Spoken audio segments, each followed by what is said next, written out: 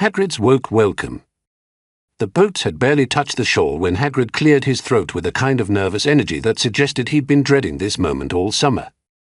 In his massive hands, he clutched what appeared to be a crumpled piece of parchment covered in notes written in different coloured inks, clearly the product of multiple editorial sessions. Right then, first years, he began, his voice carrying across the group of nervous 11-year-olds who were still trying to wring lake water out of their roads. Before we head up to the castle, I've been asked to give you all a little, what's the word? He squinted at his notes. Cultural sensitivity briefing. Harry exchanged glances with Ramad, who was busy trying to determine which direction was east for his evening prayers.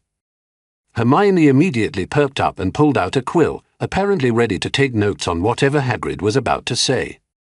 Now, I know you're all excited to see Hogwarts, Hagrid continued, but it's important that you understand that this castle has a. He struggled with the parchment, holding it at arm's length like it might bite him. A problem at IC history. What's problematic about it? Asked a small girl with pigtails. Hagrid looked relieved to have a specific question.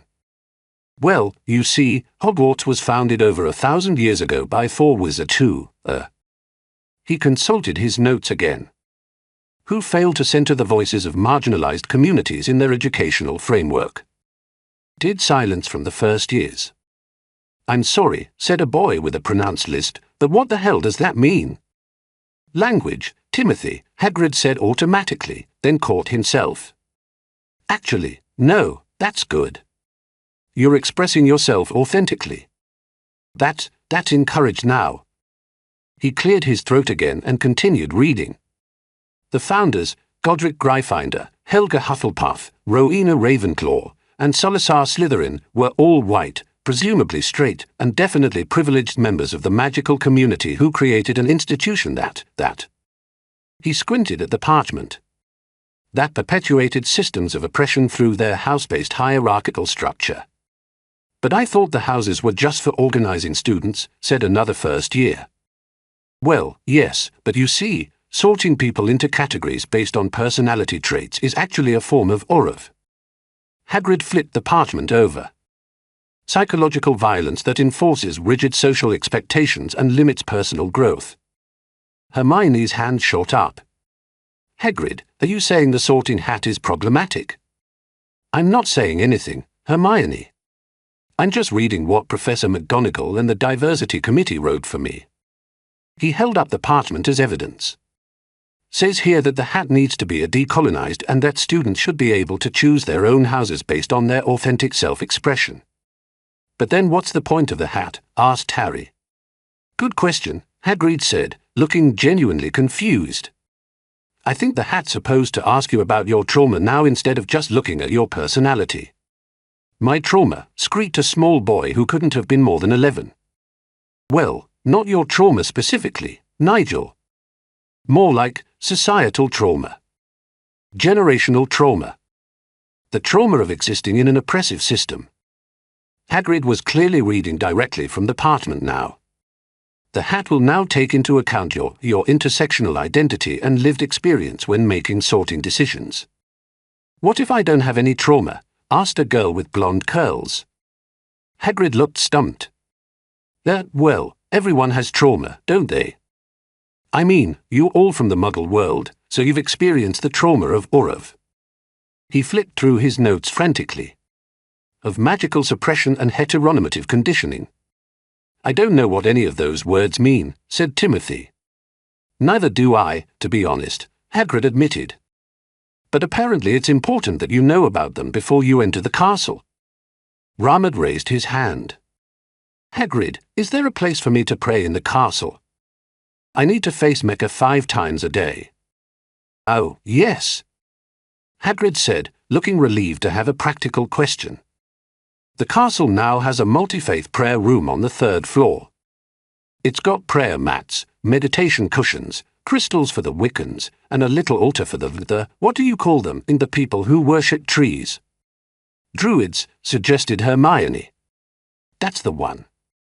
Though I'm not sure we have any Druid students this year. Mostly it's just used by the Hufflepuffs for their emotional support circles. What about gender-neutral bathrooms? Asked a student with short hair and an androgynous appearance. Hagrid brightened. Oh, we got loads of those now. Every bathroom in the castle has been converted to all-gender facilities. Caused quite a stir with the portraits, I can tell you. The fat lady was particularly upset about having to share with the men's room passwords. Are there still separate dormitories? Harry asked, thinking about their own situation. Well, that's complicated, Hagrid said, consulting his notes again. The dormitories are still technically divided by gender, but students can request alternative arrangements based on their gender identity and personal comfort levels. There's a whole process involving forms and meetings with the school counsellor. The school counsellor? Hermione perked up. Oh yes, we've got a full-time counsellor now. Professor Trelawney was retrained over the summer. She's still rubbish at predicting the future, but apparently she's very good at helping students process their feelings about systemic oppression. What about the ghosts? Asked a boy who'd been quiet until now. Are they diverse? Hagrid paused. Well, they're all dead, so I suppose that's one kind of diversity. But now that you mention it, they are all pretty white and British. The Diversity Committee has been trying to recruit some international ghosts, but apparently most spirits prefer to haunt places where they actually lived. That seems reasonable, Harry said.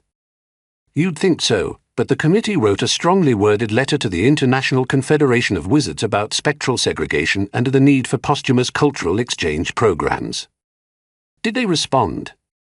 Hermione asked. They sent back a form letter saying they don't handle ghost immigration issues. There was a moment of silence as the first years processed this information. Finally, a small voice piped up, "Are we going to get sorted tonight, or are we just going to stand here talking about dead people's feelings?" Hagrid looked down at the speaker, a tiny girl with fierce eyes and muddy roads. "Well, we do need to get you up to the castle, but first I'm supposed to go over the new school policies regarding... He flicked through several pages of notes. Microaggressions, cultural appropriation, and inclusive language practices. A collective groan arose from the first years. I know, Hagrid said sympathetically. But the thing is, the castle itself has been having some issues with inclusivity. Some of the portraits have been saying things that are, well, they're from different times, aren't they? They don't always understand that certain words and attitudes aren't acceptable anymore. What kind of things? Asked Timothy. Oh, you know. Commenting on students' appearances, making assumptions about their backgrounds, using outdated terms for various groups of people. Sir Cadogan is particularly bad about it. He keeps referring to everyone as wenches and knaves and challenging people to duels over perceived slights. That actually sounds kind of fun, said the fierce-eyed girl. Well, it's not fun for the students who feel threatened by aggressive masculine behavior, Hagrid said, reading from his notes. The portraits have all been required to attend sensitivity training, but some of them are more resistant to change than others. How do you give sensitivity training to a painting? Harry asked. Very carefully, Hagrid said. Professor McGonagall spent 3 hours explaining privilege theory to the portrait of Phineas Nigellus Black, and by the end of it, he was threatening to permanently leave his frame and haunt the Ministry of Magic instead. Did he? No, but he did demand that his portrait be moved to a location where he wouldn't have to interact with students. He's currently hanging in a broom closet on the 7th floor, where he spends most of his time muttering about the good old days and ungrateful children.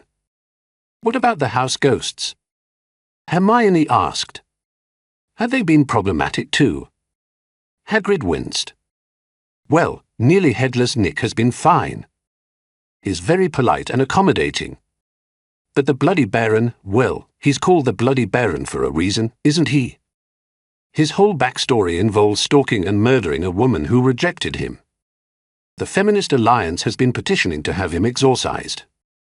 The Feminist Alliance? Harry asked. Student organization. Very active. They meet every Tuesday to discuss the patriarchal structures within the wizarding world. Hermione, you'd probably like them. Hermione was scribbling furiously in her notebook. Other student organizations I should know about? Oh, loads, Hagrid said, warming to the topic. There's the Quiz Straight Alliance, the Magical Students of Color Coalition, the Neurodivergent Wizard Support Group, the Body Positivity Club, and the Sustainable Magic Initiative. They're all very enthusiastic. What about sport? Asked a boy who'd been eyeing the Quidditch pitch in the distance. Well, Quidditch is still popular, but there's been some discussion about whether it's too aggressive and whether having separate teams for different houses promotes unhealthy competition. The Sustainable Magic Initiative has also raised concerns about the environmental impact of all that flying around. Environmental impact? Harry asked. Something about carbon emissions from the broomsticks and the potential disruption to local bird populations. They've proposed replacing Quidditch with a more collaborative, ground-based sport called cooperative magical movement. That sounds terrible, said the fierce-eyed girl. I'm not supposed to express opinions about school policies, Hagrid said carefully, but between you and me, I think Quidditch is fine as it is. Are the professors all on board with these changes? Hermione asked. Hagrid looked uncomfortable. Well, most of them are trying their best to adapt. Professor McGonagall has been very supportive of the diversity initiatives. Professor Flitwick is taking classes in cultural competency. Professor Sprout has been working with the Sustainable Magic Initiative to make herbology more environmentally conscious. What about Professor Snape? Harry asked, remembering their earlier encounters with the man. Hagrid's expression darkened. Professor Snape has been resistant to some of the changes. He's been written up several times for inappropriate language and insensitive comments. The administration has been trying to work with him, but... The what? But he keeps saying things like, I don't give a damn about your feelings and apolitical correctness is ruining education, and if you can't handle harsh criticism, you shouldn't be in my class. That doesn't sound that bad, said Timothy. Well, it's not just what he says, it's how he says it. He's got this way of making students feel stupid and worthless, which creates a hostile learning environment. The Diversity Committee has been trying to get him to change his teaching methods, but he just says that if students can't handle his class, they should drop out. Has anyone actually dropped out? Harry asked. Not yet, but several students have filed complaints about feeling unsafe in his classroom. The administration is in a difficult position because he's the only qualified potions teacher we have, but his teaching style is definitely not aligned with our current educational philosophy. What's the current educational philosophy? Hermione asked. Hagrid consulted his notes again. It says here that we're committed to creating a safe, inclusive, and supportive learning environment where all students can thrive regardless of their background, identity, or learning style. That sounds nice, said the small girl with pigtails. It is nice, in theory, Hagrid agreed. But in practice, it means a lot of meetings and paperwork and sensitivity training and committee meetings about having more committee meetings. Are you on any committees, Hagrid? Harry asked. 3 of them, Hagrid said wearily. The Diversity and Inclusion Committee, the Sustainable Practices Committee, and the Committee for Magical Creature Rights and Dignity. They all meet at different times and they all want me to fill out different forms about the same things. What kind of forms? Hermione asked. Well, the Diversity Committee wants me to report any incidents of bias or discrimination I witness. The Sustainable Practices Committee wants me to track my carbon footprint and document my use of magical resources.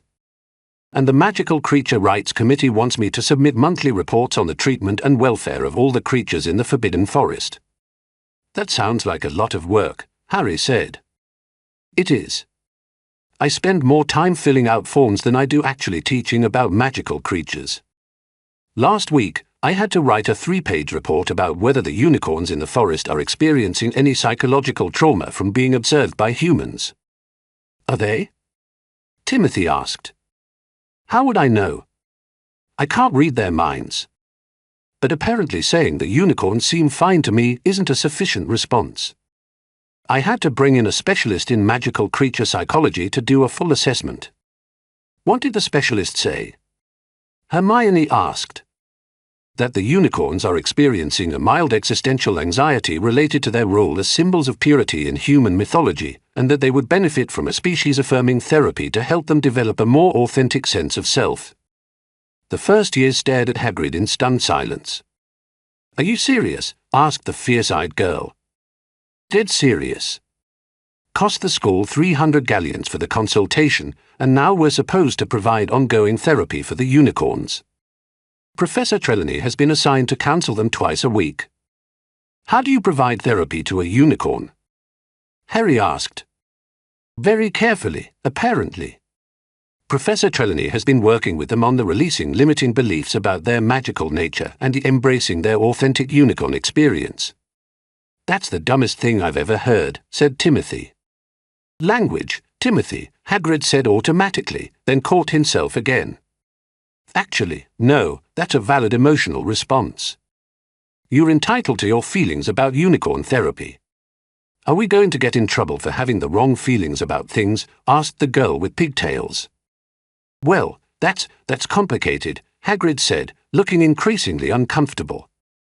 "The school has a zero-tolerance policy for hate speech and discriminatory behavior, but there's been some confusion about what exactly constitutes hate speech." "Like what?" Harry asked. "Well, last month a student got detention for saying that Quidditch was better than cooperative magical movement. The student claimed it was just a sports preference, but the administration said it was promoting toxic competitive values that marginalized students who weren't athletically inclined." "That's mental," said the fierce-eyed girl. "Bizzardao?" Hermione asked. "I mean, if you think about it, preferencing one activity over another does imply that one is better than the other, which could make people who prefer the other activity feel excluded." "Everything makes someone feel excluded," Timothy pointed out. "You can't say anything without someone getting upset about it." "That's not true," Hermione said. "You just have to be more thoughtful about how your words might affect others." "But who decides what's thoughtful?" Harry asked. "I mean, what if I think something is thoughtful but you think it's offensive?" "Then we have a conversation about it," Hermione said. "We listen to each other's perspectives and try to understand where the other person is coming from." "And if we still disagree?" asked the fierce-eyed girl. Then. Hermione faltered. "Then you file a complaint with the Diversity Committee and let them sort it out," Hagrid said helpfully. "They have a whole process for handling conflicts related to bias and discrimination." "What kind of process?" Timothy asked. "Well, first there's a formal complaint form. Then there's an investigation where both parties are interviewed separately. Then there's a mediation session where you try to work things out with the help of a neutral facilitator. If that doesn't work, there's a formal hearing where the committee makes a decision about what happened and what the consequences should be." "How long does all that take?" Harry asked. "Oh, 3 to 6 months, depending on how complicated the case is." 6 months. The fierce-eyed girl looked incredulous. "What are you supposed to do for 6 months while they're deciding whether something you said was offensive?" "Well, you are supposed to reflect on your behavior and engage in self-education about the issues involved," Hagrid said, reading from his notes. "The committee has a whole library of recommended reading materials about privilege, oppression, and cultural sensitivity. What if you don't want to read them?" Timothy asked. "Then you get points deducted from your house and you have to attend mandatory sensitivity training sessions." "What if you don't want to do that either?" "Then you get suspended and your parents are called in for a conference about your attitude problem." "This is insane," said the fierce-eyed girl. Now, Hagrid said nervously. "The committee is just trying to create a safe and inclusive environment for everyone. Sometimes that means having difficult conversations about behavior and attitudes." "But what if the committee is wrong?" Harry asked. "What if they decide something is offensive when it's really not?" "Well, there's an appeals process," Hagrid said. "You can petition to have your case reviewed by a different committee." "How many committees are there?" Hermione asked. "Let me think. There's the Diversity and Inclusion Committee, the Student Conduct Committee, the Academic Integrity Committee, the Bias Response Team, the Conflict Resolution Committee, the Mental Health and Wellness Committee, and the Committee Oversight Committee, which monitors all the other committees. The Committee Oversight Committee. Timothy asked. Someone has to make sure all the committees are following proper procedures, Hagrid explained. They meet once a month to review committee reports and make recommendations for improving committee effectiveness. Who's on the Committee Oversight Committee? Harry asked. Professor Dumbledore, Professor McGonagall, and 3 student representatives elected by the student body. How do you get elected to represent students on a Committee Oversight Committee? The fierce-eyed girl asked. You have to submit an application explaining your qualifications and your vision for committee improvement. Then there's a school-wide vote. This is getting really complicated, said the girl with pigtails. I know it seems overwhelming, Hagrid said kindly, but once you get used to it, it's really not that bad. Most students go through their entire time at Hogwarts without ever having to deal with any of the committees directly. Unless they say something wrong, Timothy pointed out. Well, yes, but if you're respectful and considerate, you shouldn't have any problems. But who decides what's respectful and considerate? Harry asked. The committees, Hagrid said. So the committees decide what's acceptable, and if you disagree with the committees, you go to other committees, who might send you to more committees. That's a bit of an oversimplification, but essentially yes. This is mental, said the fierce-eyed girl again. Language, Chloe, Hagrid said, then caught himself. Actually, no, that's fine. You're processing a lot of new information and having an emotional response is completely normal. Are we going to be tested on any of this? Hermione asked. Well, not exactly tested, but there will be a mandatory workshop during your first week called Understanding Privilege and Oppression in the Magical World. It's part of the new student orientation program. How long is the workshop? Harry asked. For hours. It covers topics like unconscious bias, microaggressions, cultural appropriation, and allyship. For hours? Timothy looked horrified. I know it sounds like a lot, but the material is really important. You'll learn about the history of discrimination in the wizarding world, how to recognize and interrupt bias, and how to be an effective ally to marginalized communities. What if we already know about that stuff? Asked the fierce-eyed girl. Then you'll be a great resource for your classmates who are still learning, Hagrid said brightly. The workshop includes small group discussions where students can share their experiences and perspectives. So we have to talk about our personal experiences with discrimination in front of other students. Harry asked. Only if you're comfortable doing so. Participation is voluntary, but the facilitators do encourage everyone to engage with the material. What if someone says something problematic during the discussion? Hermione asked. Then the facilitators will address it in the moment and use it as a learning opportunity for the group. What if the person who said something problematic gets upset about being corrected? Timothy asked. Then the facilitators will work with them to process their feelings and help them understand why their comment was problematic. What if they don't want to be helped? Asked the fierce-eyed girl. Then they'll be asked to leave the workshop and meet with a counselor to discuss their resistance to learning about these issues. This is getting really complicated, said the girl with pigtails again. I know, Hagrid said sympathetically. But the thing is, creating an inclusive community requires everyone to participate. You can't just ignore issues of bias and discrimination and hope they'll go away. But what if trying to address them makes them worse? Harry asked. What if all these rules and committees and workshops just make people more divided instead of bringing them together? Hagrid looked genuinely troubled by this question. That's a good point, Harry. I don't know if I have a good answer for that. Has anyone asked the committees about it? Hermione suggested. Actually, yes. The Committee Oversight Committee commissioned a study last year to evaluate the effectiveness of the diversity and inclusion initiatives. What did the study find? Timothy asked. Well, the results were mixed. Some students reported feeling more aware of bias and discrimination, while others reported feeling more anxious about saying or doing the wrong thing. Some students said the workshops were helpful, while others said they were preachy and divisive. So nobody knows if any of this is actually working, asked the fierce-eyed girl. The study recommended more research, Hagrid said. They formed a new committee to study the effectiveness of the committees. A committee to study the committees. Harry asked. It's called the Committee Effectiveness Research Committee.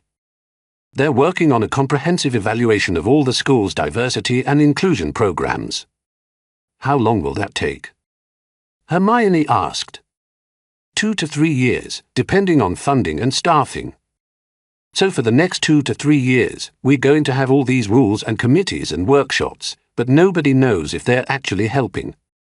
Timothy asked.